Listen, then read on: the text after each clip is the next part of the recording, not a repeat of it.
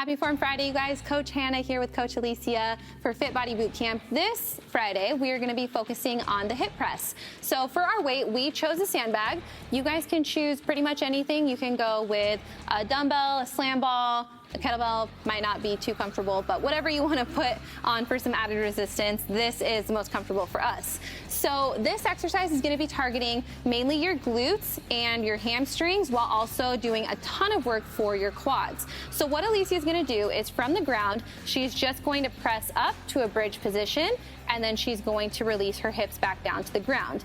So our starting position is actually going to be a little bit angled away from the box. You'll notice where Alicia's hips are in relation to the box and her shoulders. She's not going to be in one straight line pressed up against it because that's going to hurt her back dropping back down. A lot of times we will hear people tell us that this exercise hurts their back, and I know exactly why. It's because once you're up in that bridge position, when you let yourself back down, you start curving your hips toward the back of the box, and then you notice how curved your torso is and how much bad pressure that's putting on your lower back. So it's super important to release straight down and straight up instead of down and back and then back and up right here. So with this exercise, it's also super important to keep your feet flat on the ground, and when you come up, your knees are in a straight line with your toes right here.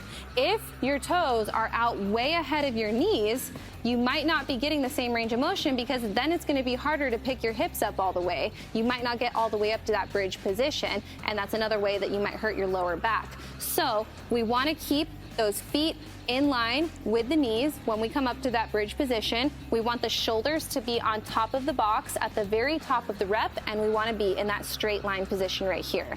Now we understand that everyone might not have a box to use for this hip press, so there is a way to do it on the ground. It's practically going to be the same movement, but now your shoulders are going to be on the ground. Your hips are going to press up to a bridge position, and then you're going to press back down. The goal here to get the most burn out of this exercise is going to be not to touch the ground on the way down. Get close, but don't touch it because then you might bounce back up off of it. So we're just going to do it slow and controlled. We are not trying to race. It's not the same type of hip thrust as a kettlebell swing where you're putting a bunch of power into it. You're really focusing on isolating those glutes and those hamstrings here, getting a good squeeze at the top, and then slowly lowering back down. Don't just let your body drop.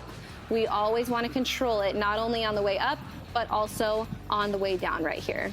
That's it for our Form Friday this week. We hope you guys have a great weekend.